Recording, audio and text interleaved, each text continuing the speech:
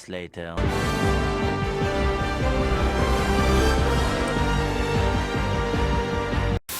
Hey, what up, gamers? By now, I'm sure you've seen this game and all the memes plastered all over the internet. And you know what? It is for a good reason. Helldivers 2 is the most fun I've had with a co-op shooter since Halo Reach. So, back in the day, I actually used to play a lot of shooter games, be it Call of Duty, Battlefield, hell, even Destiny 1 and 2. And even more recently, some Apex. I tried a little bit of Fortnite, a little bit of Valorant. But honestly, I haven't had fun with shooters since somewhere around the Halo Reach days. Back in the day when I used to play a lot of Halo Reach, I actually used to play so much of the game that I got incredibly good at it.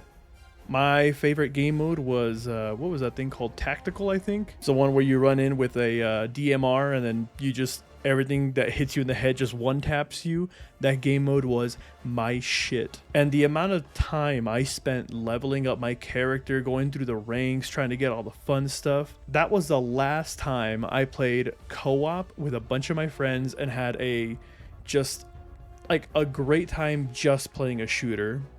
Sure, later on we played like some Battlefield 3 and we got really good at that, and that was a lot of fun, and eventually Battlefield 4, and we played a bit of Call of Duty Black Ops and all that stuff.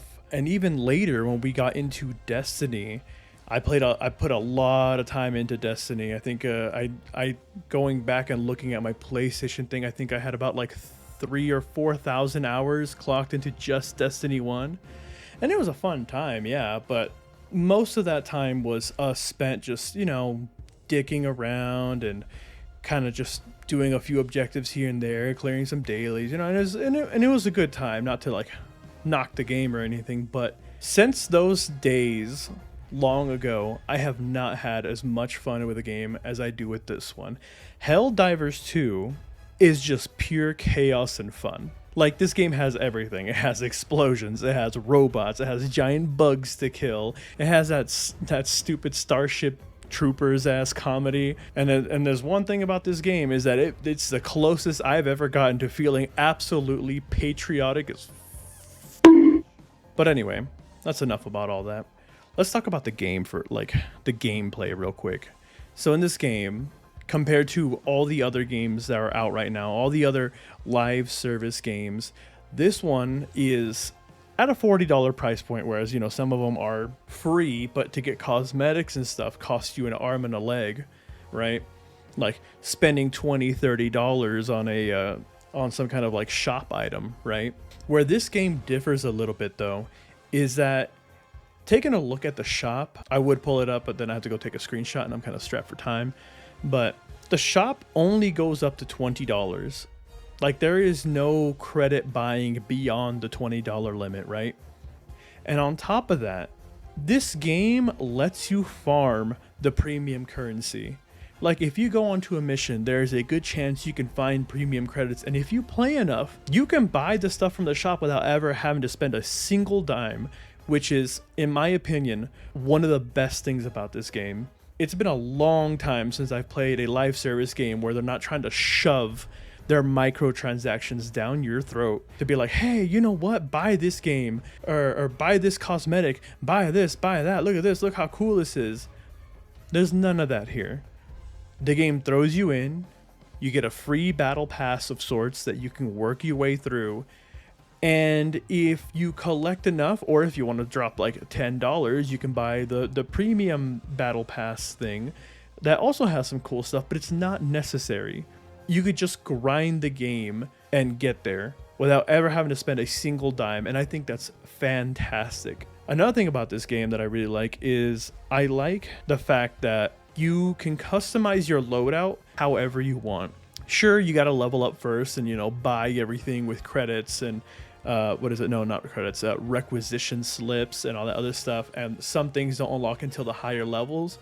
But honestly, this game is so much fun, especially with friends. I haven't tried multiplayer matchmaking with regular people online. So far I've only played with my friends, mainly just Zenik. But if there's anything that I think you should take away from this short video, is that I think that we should be supporting this game, because this game does what other game developers have not done, and that is to make a fun live service game where you are rewarded for your playtime. And there's no rush. There's no rush in this game. There's no time limit on your battle pass from what I could see.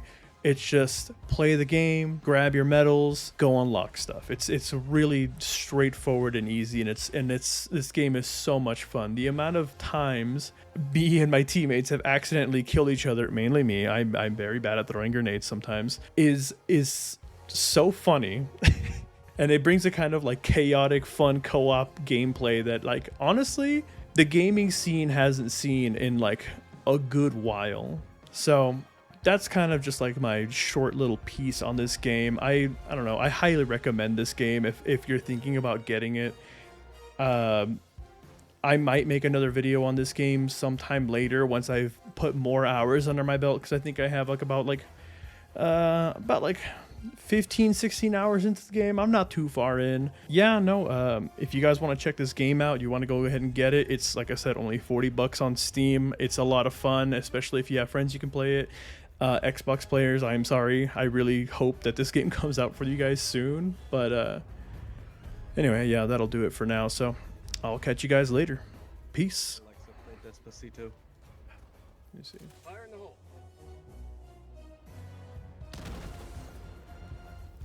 Well, that didn't really do anything. I guess the doors are blast proof. Sad. I'm gonna need to restock on stims soon. That charger's such a dickhead.